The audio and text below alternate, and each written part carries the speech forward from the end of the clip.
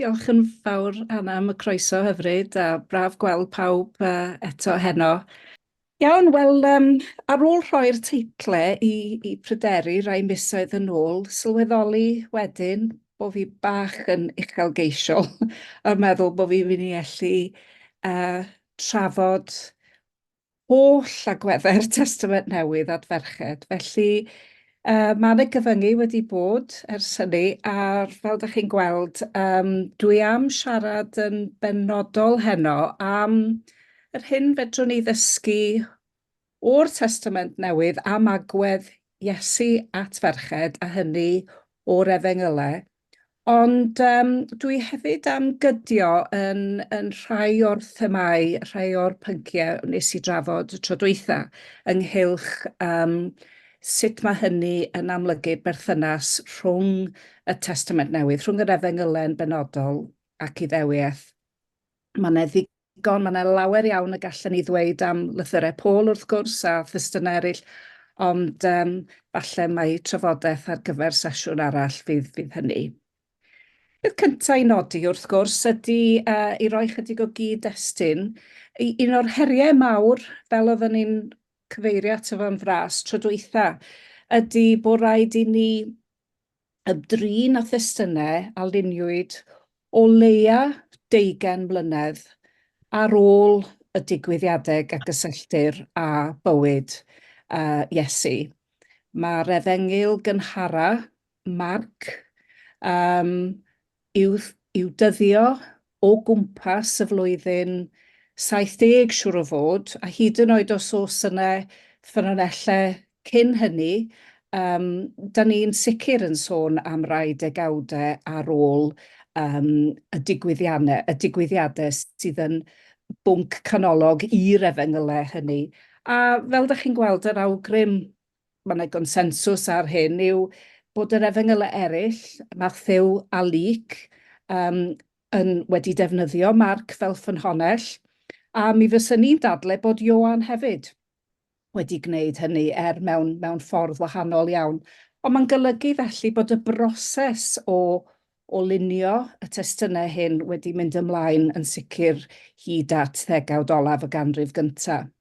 Mae hynny yn cymhlethu'r holl broses wedyn o geisio tynnu'r rheinau nôl a cheisio darganfod beth yn union ynghylch Iesu hun, ynghylch Iesu hanes medrwn ni i gasglu o'r testunau hyn. A mae hynny'n hollol wir hefyd ynghylch agweddau at ferched, achos pan ydych chi'n meddwl am Efengyl fel Luc, er enghraifft, mae gan Luc nifer fawr o bethau i'w ddweud am ferched, ond mae esbonwyr ac ysgolheigion yn eitha gytun eto ynghylch y ffaith mae diddordebau penodol cymuned Luc sydd wedi peri bod yr Efengyl honno yn cynnwys gymaint o ddeunydd am ferched. Felly dyna dwi'n cychwyn gyda y cymlethdod penna. Ond mae yna rai awgrymiadau gallwn ni wneud ynghylch beth oedd agwedd Iesu hun. Rwan, y peth cyntaf fedrwn ni fod yn sicr ydy bod Iesu wedi llefaru mewn damhegion. Ac mae nifer fawr o ddamhegion Iesu wrth gwrs yn ymwneud â delweddau a themau sydd yn cysylltu â phrofiad merched.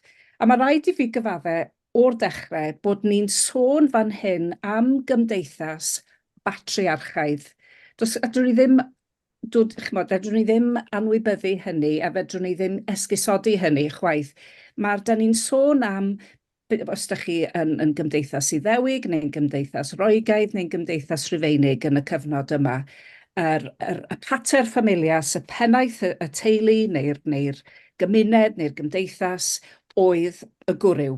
Felly mae patriarchiaeth yn ymwneud yn llwyr ac yn ymledu drwy'r holl elfennau hyn. Felly, pan da ni'n sôn am yr agweddau hynny o fewn damhegion Iesu sy'n sôn at ferched, maen nhw i gyd yn cysylltu â lle'r ferch o fewn y cartre. Dwi wedi nodi un enghraifft yma dameg y lefain, sydd yn un ddiddorol iawn oherwydd mae'n cyffelybu teyrnas nefoedd gyda lefain, ond falle beth sydd yn llai adnabyddus ydy bod y cyfeiriad yma at y wraig yn cymryd 3 mesur o flawd gwenith ac yn lefaenio'r cwbl. Mae'r cyfeiriad yna at 3 mesur yn adlais bwriadol o hanes Sara yn llyfr Genesis yn cymysgu union yr un faint o flawd i baratoi bwyd ar gyfer y negeswyr wrth goed Mamre. Felly, ydych chi'n gweld dylanwad yr ysgrythurau ar y damhegion hyn. Ond mae o'n amlwg fel mae Iesu mewn damhegion eraill yn defnyddio delweddau sy'n perthyn i amgylchfyd Palestina. Yn sicr mae merched yn cael eu cynnwys, so mae rhaid i ni beidio â bod yn rhy gyffrous yn meddwl, mae Iesu yn neilltuo diddordeb pennaf fan hyn, a diddordeb penodol fan hyn yn rhyddhau'r ferch o'i rôl ddomestig, achos dydy hynny sicr ddim yn wir o ran hynny. Dwi am bwysleisio hynny o'r cychwyn, a byddai'n dod nôl at y pwynt yna nes ymlaen. Wedyn, da ni'n gallu gweld o'r testunau hefyd bod hi yn weddol sicr bod Iesu yn ystod ei weinidogaeth wedi cynnal gweinidogaeth iachau, ac efallai yr un mwyaf adnabyddus o blith yr hanesion hynny yw hanes Iesu yn iachau gwraig ac arni weidlydd. Byddwch chi'n sylwi bod fi ar y cyfan yn defnyddio testunau Marc, oherwydd os ydych chi'n mynd at Mathew na Luc, ydych chi yn syth yn yn cychwyn gyda'r broblem yma o bod ni'n symud i ffwrdd oddi wrth y testunau cynhara. Rwan, mae amryw wrth gwrs yn nodi, mae'r rheswm paham mae'r wraig hon yn nesau at Iesu yn y dirgel fel hyn, ydy bod hi yn ôl y gyfraith Iddewig yn am hir ddeddodol, a bod Iesu wedyn ddim yn ymwybodol bod hi yn cyffwrdd a'i fantell. Ond dwi'n credu bod hi'n bwysig nodi ychydig o bwyntiau fan hyn. Eto, mae'n hawdd iawn i osod y testun yma fewn cyd-destun sy'n awgrymu bod y ferch yn rhywsut yn alltud, bod hi wedi i hynysu oddi wrth i chymdeithas. Ond y gwir yw, mae yn y cyfnod yma, mi roedd gwragedd, boed ar ôl cael plentyn neu ar ôl misglwyf wrth gwrs, neu yn ystod misglwyf, yn gallu cario ymlaen gyda'i dyletswyddau ag ati. Be o'n nhw ddim yn cael wneud oedd mynd i'r deml yn Jerusalem. Felly, os ydych chi'n darllen rhai o sbeniadau sy'n dweud, wel, mi roedd hi'n gwbl, oedd hi bywyd hi ar chwal, a dwi wedi gweld hyn yn cael ei awgrymu oherwydd bod hi a gweidlydd arni. Dim ond mewn rhai enghreifftiau penodol y bydde profiad y wraig hon yn golygu bod hi yn rhyw fath o alltud o fewn ei chymdeithas. Gai symud ymlaen yn fras iawn i sôn am chydig o faterion cyfreithiol, a mae hwn yn ddiddorol oherwydd eto dwi'n troi at Marc, a yr hyn sydd gan Iesu i ddweud rwan ei ddysgeidiaeth ar wahanol faterion crefyddol. A mae o'n, wrth gwrs, y Phariseaid rwan yn dod ato ac yn gofyn iddo oedd yn gyfreithlon i ysgaru i'w wraig. A mae o'n dweud yn sydd bod nhw'n rhoi prawf arno.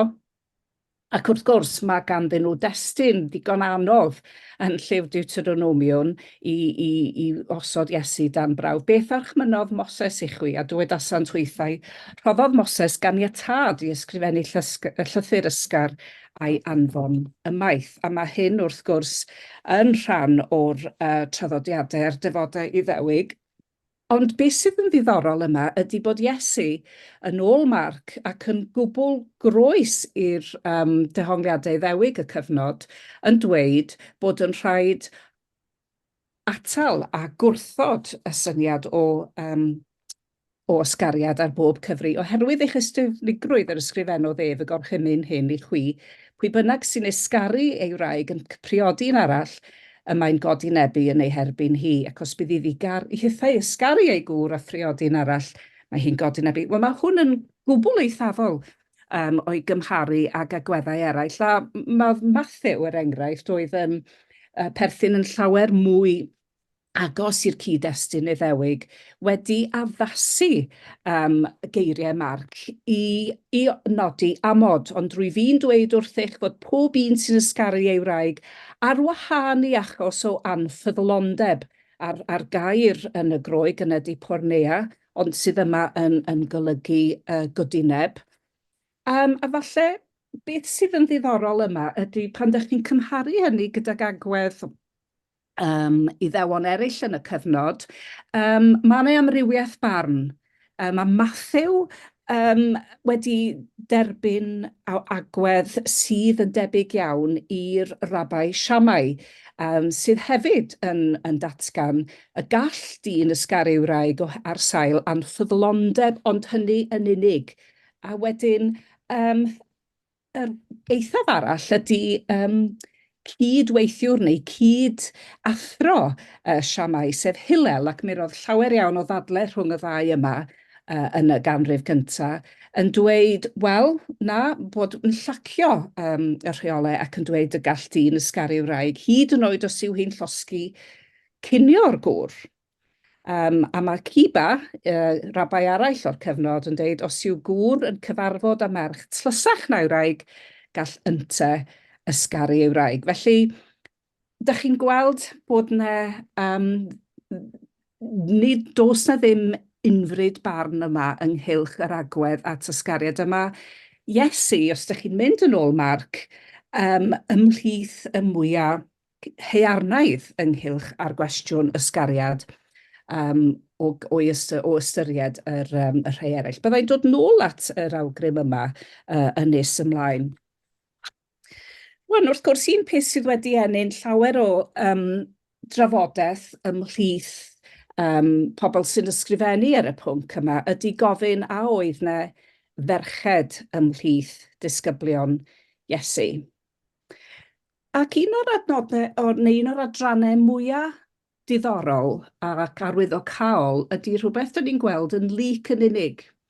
A falle bod hynny'n awgrymu bod Luc yn addasu falle, neu yn ceisio llenwi'r bylchau ynghylch a oedd Iesu yn meddu disgyblion benywaidd a'i peidio, ond os ga i ddarllen yr adran hon i chi, wedi hynny bef yn teithio trwy dref a phentref gan bregethu a chyhoeddi'r newydd da am deyrnas Dduw.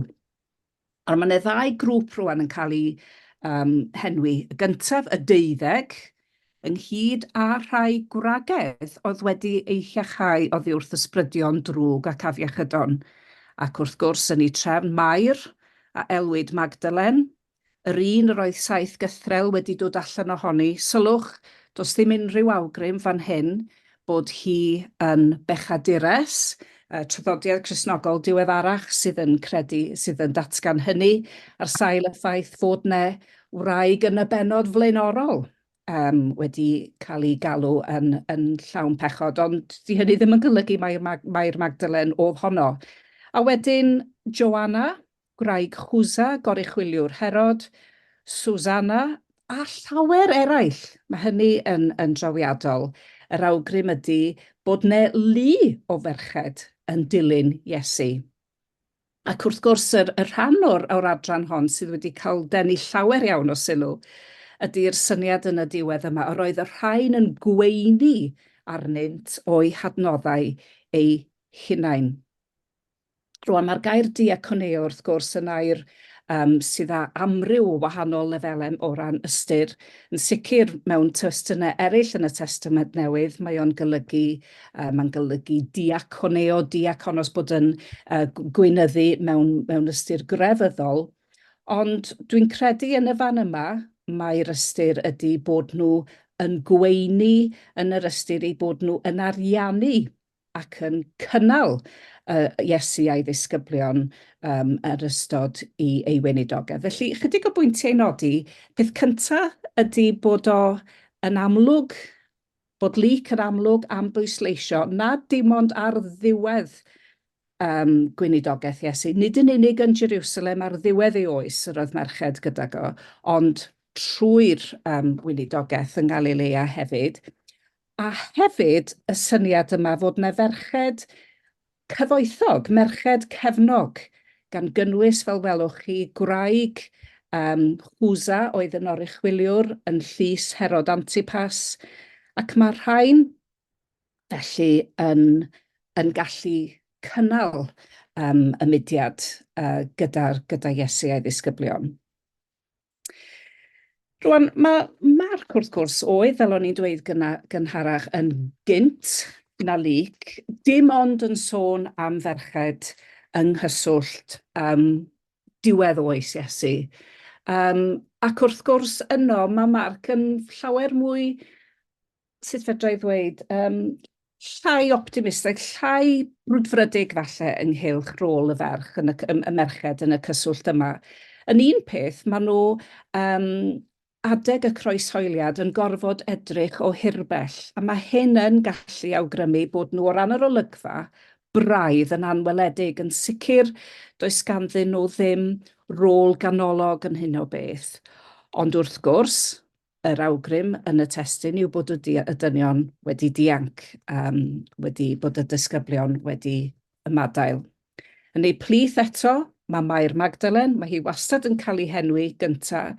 Wedyn Mair, mam Iagob fychan a Joses a Salome, gwragedd a fu neu ganlyn ac yn gweini arno pan oedd yng Galilea. Felly mae Luc fel se fe wedi penderfynu bod o'n mynd i symud y cyfeiriadau yma i ganol weinidogaeth Iesu ac ymelaethu ar y geiriau ac ar y cyfeiriad pwysig yma at wragedd a llawer, mae Marc eto, fel ydych chi'n gweld, llawer o wragedd eraill oedd wedi dod i fyny gyda ef i Jerusalem. Felly mae unrhyw un sy'n ysgrifennu ar y pwnc yma yn rhoi llawer iawn o bwyslais ar y syniad yma bod yna 12 disgybl gwrwaidd yn unol â'r syniad yma bod Iesu yn broffwyd oedd am weld adnewyddiad Israel ac felly 12 gwryw, mae'n ddrwg gynna i, yn cynrychioli 12 llwyth Israel, ond bod yna yn ogystal â hynny y gwragedd yma, y merched, sydd fel petai nhw yn byw bywyd annibynnol ac yn gallu mynd a dod ar hyd yn ystod cenhadaeth Iesu. Wrth gwrs, mae hyn wedyn yn cael ei gario ymlaen hyd at y groes, a beth sydd yn, mae hyn yn radical ynghylch yr Efengylau, ydy y ffaith i bod nhw yno yn dystion. Maen nhw'n dystion i'r croeshoeliad, i gladdedigaeth Iesu, maen nhw'n dystion i'r bedd gwag wrth gwrs ac yn mynd yn yr y trydydd dydd ac i'r atgyfodiad. Eto mae rhaid mi roi hyn yng nghyd-destun y cyfnod. Mae yna ddigon o dystiolaeth o'r cyfnod yma i ddweud nad oedd tystiolaeth merch yn ddilys. Mi roedd rhaid cael gwryw i dystiolaethu, ac os yn bosib, mwy nag un, bod rhaid cael o leia 2 i fod yn dystion y gellid gwrando a derbyn eu tystiolaeth nhw. Ond yr hyn sydd yn chwyldroadol am yr Efengylau, bob un ohonyn nhw ydy bod nhw yn gwydroi hynny trwy ddweud mae merched yw'r tystion, hyd yn oed os, fel mae'r Efengylwyr yn dweud, doedd eu tystiolaeth nhw ddim yn cael ei dderbyn gan y disgyblion gwrwaidd. Ond mae hyn yn sicr yn gosod y darlun Iddewig yma ac yn troi hwnnw ar ei ben i weired o ran pwysigrwydd tystiolaeth y merched. Rwan, mi allwn ni fod wedi rhoi nifer fawr o enghreifftiau eraill, ond dwi wedi canolbwyntio fyna ar chydig o ddysgeidiaeth Iesu, ei ddamhegion, ei gweithredoedd, yn enwedig gweinidogaeth iachau, gwirthiau, ac yna wrth gwrs presenoldeb y merched yma, nid ar ddiwedd fywyd Iesu'n unig, ond yn gymdeithio'n iddo gyda'r disgyblion ar hyd ei weinidogaeth. Ond beth dwi am wneud nesaf ydy jyst nodi i chi yr llu o lenyddiaeth sydd wedi ysgrifennu ar y pwnc yma. Dwi wedi cael amryw o e-byst ers y ddarlith sesiwn dwytha yn gofyn nhw am awgrymiadau i ddarllen yn pellach. Ac dwi wedi dewis rhyw 5 neu 6 o lyfrau, falle fydde o ddiddordeb i chi, ond dwi wedi i categoreiddio nhw hefyd yn unol â'i dibenion nhw fel cyfrolau. A mae'r 2 gyfrol yma yn gan ragedd adnabyddus iawn y maes y Testament Newydd, ond sydd yn gweithio'n gyfan gwbl o fewn cyd-destun cyffesiadol ac yn gweld yn benodol ac yn ceisio canfod o'r testunau yma nid yn unig yw rôl merched o fewn y Testament Newydd, ond beth mae hynny yn ei ddweud hefyd ynghylch arweinyddiaeth o fewn yr eglwys heddiw. Mae hynny'n gwbl amlwg o gyfrol Dorothy Lee ar y dde, Reclaiming the Biblical Vision, the Church Leadership. Felly mae hwnna'n un categori o lyfrau y bydden ni'n argymell, yn enwedig os ydych chi'n dymuno gweld beth yw'r cysylltiad rhwng y testunau hyn a chwestiynau sy'n cael eu codi heddiw ynghylch yr Efengylau. Ond mae yna hefyd garfan arall, sef y 2 gyfrol yma. Mae hein hefyd yn cyfeirio at ddefnydd o'r ysgrythyr yn yr eglwys, fel ydych chi'n gweld o lyfr Jamie Clark Souls. Mae'r 2 hon gyda llaw Susan Hyland a Jamie Clark Souls yn Americanwyr. Ac mae yna lu o lyfrau ar y maes yma wedi ysgrifennu yn ystod y 3-4 blynedd dwytha. Un peth sy'n ddiddorol am lyfr Hyland ydy bod hi'n cychwyn nid gyda'r testunau o fewn y Testament Newydd, ond yn dechrau gyda'r dystiolaeth o fywyd Groegaidd a bywyd Iddewig a Rhufeinig y cyfnod ar ysgrifau papurfrwyn, mae'n edrych ar geiniogau ac ati ac yn dweud, reit, dyma yw'r dystiolaeth sydd gynnon ni y tu allan i'r Beibl. Sut fedrwn ni ddefnyddio'r dystiolaeth honno i ddarganfod pethau newydd, ond hefyd i benderfynu pa mor gyffredin neu anghyffredin oedd yr hyn mae'r Testament Newydd yn ei ddweud, a mae'r Efengylau yn ei ddweud yn benodol am ler ferch. Un categori arall, mae'r 2 gyfrol yma wedi cael eu cyd-ysgrifennu, yr un ar y dde, falle bod chi wedi dod ar draws rhaglen ar Channel 4 chydig o flynyddoedd yn ôl gan y 2 yma, Joan Taylor a Helen Bond, a fwyaf diweddar wedyn yn yr Unol Daleithiau, cyfrol gan Sarah Parks a Shayna Scheinfeld a Meredith Warren.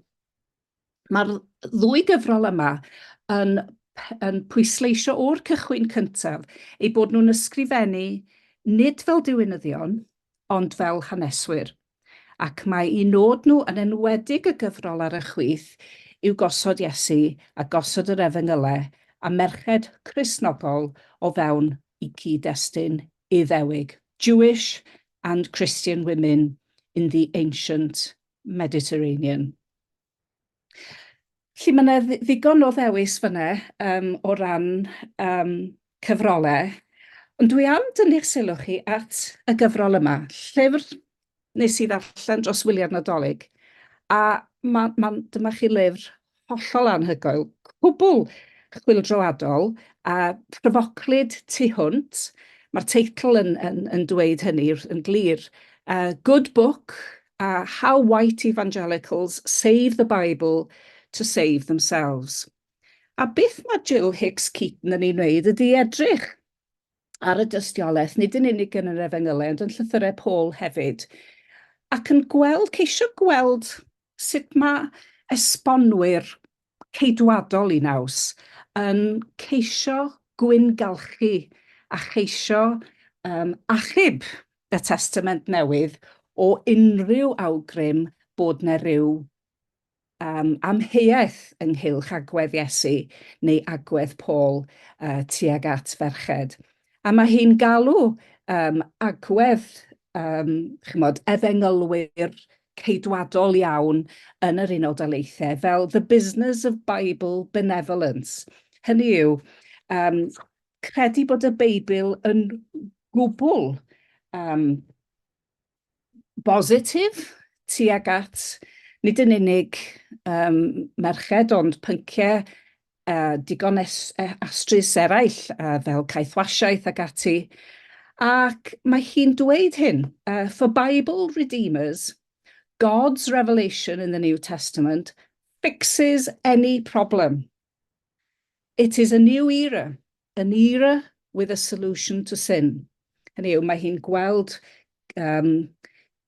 bod yna anghysoneb neu bod yna syniad yma bod yr Hen Testament yn cynnwys pethau anodd i'w datrys, ond bod y Testament Newydd yn datrys yr holl broblemau hynny.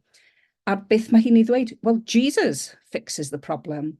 With Jesus, the book is always good, but only because Jesus too, it becomes a product of the Bible benevolence business. Rwan, os gewch chi gyfle, byddwn ni'n yn eich argymell chi ddarllen y gyfrol hon, ond byddwch yn barod i cael dipyn o sioc gan rai o'r pethau mae hi'n ei ddweud. Mae di bod yn agoriad llygad i fi, a dwi'n gweld, nid yn unig pan ych chi'n edrych ar y testunau hunain, ond pan dydych chi'n darllen sut mae rhai awduron yn enwedig yn yr Unol Daleithiau yn ceisio troi'r Testament Newydd yn rhyw fath o gasgliad o ddogfennau niwtral, dogfennau sydd a dim ond negeseuon positif i'w dweud am bopeth. Ac mae hi'n ddynes ddewr iawn a deud y gwir yn mentro fel mae hi. A dwi am nodi ychydig, dwi'n meddwl, fel fyddai'n dod i ail hanner yng nghyflwyniad heno, ac gan gadw syniadau Jill Hicks Keaton mewn cof wrth wneud hynny.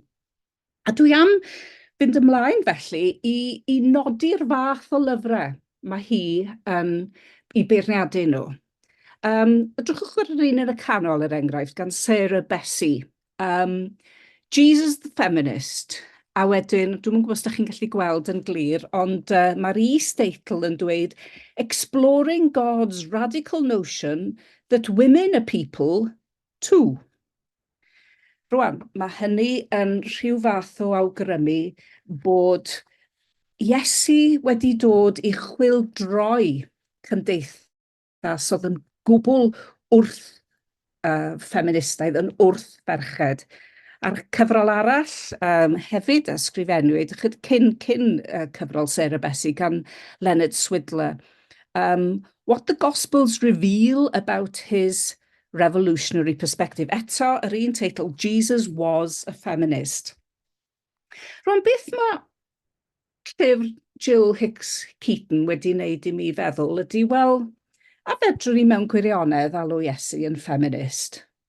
Chymod, ydy ni yn gor-ddweud y sefyllfa, gor-ddweud y dystiolaeth, gor-ymateb i'r dystiolaeth wrth wneud, fel mae hi'n galw fo, bod yn Bible Redeemers, ceisio adfer y Beibl yn llwyr, heb weld unrhyw fath o broblem o gwbl ynghylch yr hyn.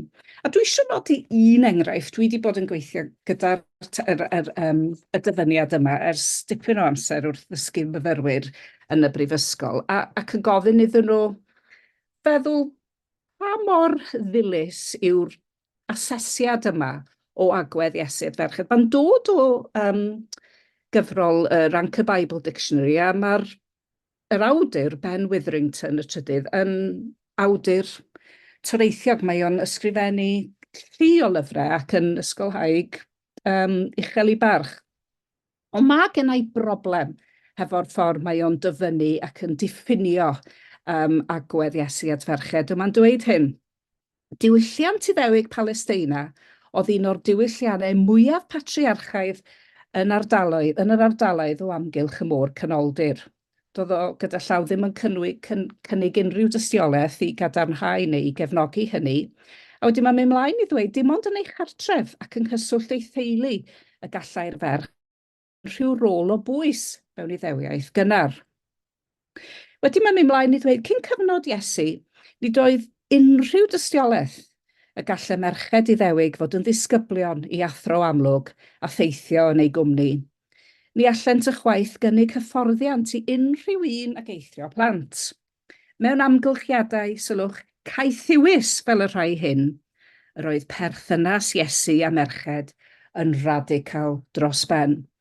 Dyma'r ffeminist i chi'n dweud, Iesu y ffeminist. Rwan, pam mae'r dyfyniad yna i mi yn creu problemau?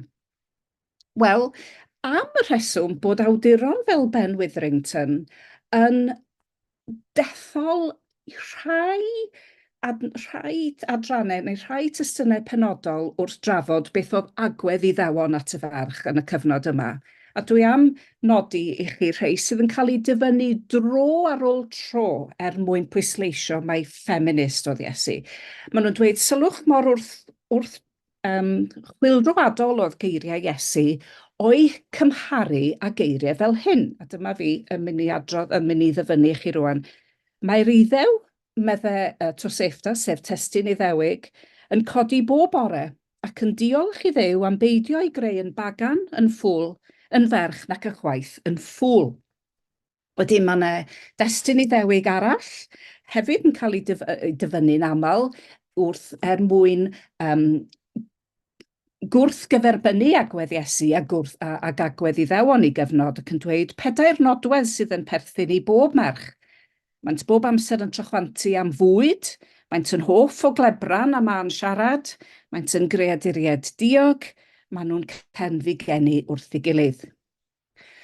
Rwan, pe bai chi ddim yn gwybod dim byd am Iddewiaeth ac yn darllen y dyfyniadau hynny, wrth gwrs byddai rhywun yn meddwl, wel, mae Iesu'n, dwi'n gwneud unrhyw fath o sylwadau fel hyn yn yr efengylau o gwbl.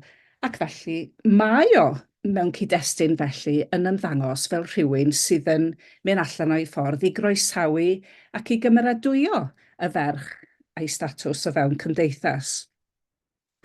Ond mae rhaid i ni fod yn ofalus, achos dwi'n credu bod yna ddigon o dystiolaeth arall i wneud i ni feddwl na ddylen ni mewn gwirionedd wahanu Iesu gymaint oddi wrth ei gyfoeswyr Iddewig o ran ei agwedd at ferched. Ac mae'r hyn do'n ni di weld fan hyn trwy ddyfynnu y geiriau hyn yw'r tuedd yma i gyffredinoli'r syniad nad oedd gan ferched unrhyw hawliau o fewn Iddewiaeth a'i bod nhw'n cael eu difrio gan eu gwir a gan rabiniaid amlwg y cyfnod. Mae gennych chi bortread yn y fan yma o Iddewiaeth y ganrif gyntaf fel crefydd sydd yn caethiwo yn hytrach na chofleidio merched. Ond y broblem ydy hyn, os ydych chi'n mynd i ddefnyddio testunau fel yna, mae rhaid cofio bod nhw yn dyddio o gyfnod llawer mwy diweddar na Efengylau. Chos chi'n sôn am y Mishnah neu'r Talmud, mae rhain yn destunau Iddewig a luniwyd o leia canrif ac yn yr achos y Talmud 4 canrif, 5 canrif falle ar ôl yr Efengylau. Fedrwn ni ddim felly dweud i bod yr athrawon hyn yn gyfoeswyr i Iesu. Ar ben hyn, dyn ni ddim yn gwybod a yw'r enwau y rabiniaid hyn yn rhai cywir oherwydd mae yna duedd mewn testunau rabinaidd i geisio sicrhau awdurdod i destunau drwy rhoi enwau rabiniaid adnabyddus a chynnar wrth traddodiadau fel hyn. A hefyd, fel dwi'n deud ar y diwedd yna, dyn ni ddim yn siŵr iawn pa mor ddylanwadol oedd y traddodiadau hyn yn eu cyfnod eu hunain, yn te a'i grŵp o athrawon Iddewig oedd yn trafod y syniad gwahanol syniadau am yr ysgrythurau Iddewig a thraddodiadau cyfreithiol ag ati. Ond heb wneud hynny mewn cyd-destun oedd yn rhan o'r gymdeithas. Mae delfryd yn hytrach na reality oedd ganddyn nhw mewn golwg. Felly mae hynny'n broblem o ran methodoleg yn sicr, a dyna pam mae unrhyw, The Bible Benevolence script fel mae Jill Hicks Keaton yn galw nhw, mae o'n hawdd i ddyfynnu rabiniaid a dweud, sbiwch mor wahanol oedd Iesu i gymharu fo rhain, heb ystyried bod chi ddim mewn gwirionedd yn cymharu testunau sydd yn perthyn i'r un cyfnod. Ond ar ôl dweud hynny, hyd yn oed pe bai ni am edrych ar waith y rabiniaid, mae rhaid i ni fod yn ofalus bod ni yn rhoi chwarae teg iddyn nhw a gwrando ar y lleisiau amrywiol. Nid yn unig y rhai negyddol. Sbylwch ar y rhai hyn, o fewn y Talmud, yr enghraifft, Baba Metzia, mae gennych chi un rabai, un o'r athrawon Iddewig yn dweud, os yw eich gwraig yn fyr, plygwch i wrando arni. Wel, mae hyn yn wahanol iawn i beth oedd Ben Witherington yn ei awgrymu yn y dyfyniad nes i roi gynnau, yn awgrymu bod lle'r ferch yn y cartre yn gwneud bwyd a bod ganddi ddim unrhyw fath o lais o fewn y teulu. A wedyn, mae'r sawl sydd yn derbyn cyngor gwraig yn diweddu yn uffern meddai un arall. Ond chi'n gweld, os sylwch chi ar y cyfeiriadau hynny, maen nhw'n dod o'r union yr un rhan o'r Talmud, ac eto amrywiaeth barn. Mae un rabai yn dweud, na, mae rhaid gwrando ar ferched, rabai arall yn dweud, na, peidiwch a gwrando ar gyngor gwraig. Ond un peth arall ydy, pan ydyn ni'n edrych ar agweddau, mae yna rei pethau sydd yn drawiadol o debyg, nid y pethau negyddol, ond yr elfennau positif. Chymod, er enghraifft, da ni wedi cael yn cyflyru i feddwl, mae Iesu yn unig oedd yn cofleidio ac yn gwarchod y ferch honno gath i dal mewn godineb yn Efengyl Ioan. Mae Iesu'n dweud, pwy bynnag ohonoch sy'n ddi-bechod, gadewch i hwnnw fod yn gyntaf i daflu carreg ati. Ond beth sydd yn cael ei anghofio yn aml iawn mewn llyfrau ac mewn astudiaethau ar y testunau hyn, ydy bod yna rabiniaid wedi dweud pethau tebyg iawn. Sbiwch ar rabai y ciba fan hyn, dim ond os yw'r gwrw yn gwbl ddi-eog, y gellir penderfynu a yw'r fenyw yn eog o dineb a'i peidio. A mae o'n sôn ynta hefyd am pwy all daflu carreg os nad yw yn gwbl sicr i fod yn rhydd o dineb. Felly dwi'n meddwl bod y pethau hyn, yr elfennau hyn, nid yn gwahanu Iesu oddi wrth ei gefndir Iddewig, ond yn gwreiddio Iesu hyd yn oed yn ddyfnach yn yr hyn oeddwn ni'n bwysleisio tro dwytha, sef y syniad yma o Iesu yr Iddew. Beth mae hyn yn ei awgrymu felly, fi gael ddod tua'r diwedd, ydy bod rhaid i ni gofio nad crefydd unffurf mo Iddewiaeth yn ystod y ganrif gyntaf, o'n ni'n pwysleisio hynny'r tro dwytha. Mae'n iawn i ni edrych ar y testunau rabiniaid, oherwydd maen nhw'n aml yn denu sylw am ei bod nhw'n gallu dweud pethau gwbl eithafol, ond beth am dystiolaeth eraill, testunau eraill o'r un cyfnod, neu hyd yn oed yn gynt, ysgroliau'r Môr Marw ag ati, a gweithiau Josephus a Philo. A dwi am gloi gyda chydig o enghreifftiau i ddangos i chi nad oedd Iesu mewn gwirionedd mor wahanol i Iddewon ei gyfnod a mae rhywun yn meddwl. Dyma i chi ffurfrwydd ddarganfuwyd tua i'r de o'r Môr Marw.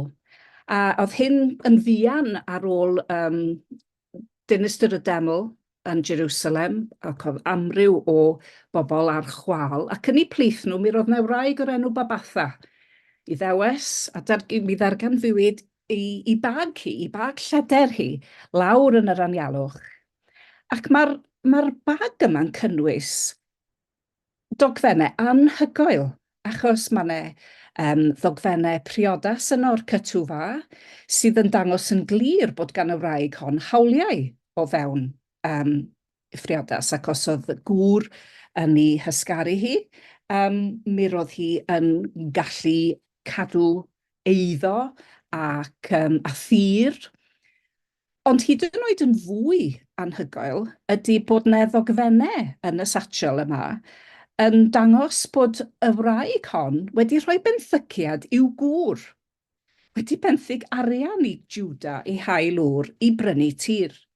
Rwan mae hyn yn chwildroi unrhyw awgrym sydd ymhlith ysgolheigion o'r gorffennol sy'n dweud bod gwragedd yn llwyr. Mae'r cyfan oedden nhw'n gwneud oedd coginio ac edrych ar ôl y plant, lle mae gennych chi dystiolaeth gadarn fan hyn bod na ferched, nid yn unig yn byw bywyd annibynnol, ond yn cael ei gwarchod gan y gyfraith o ran priodas, eiddo ac ati.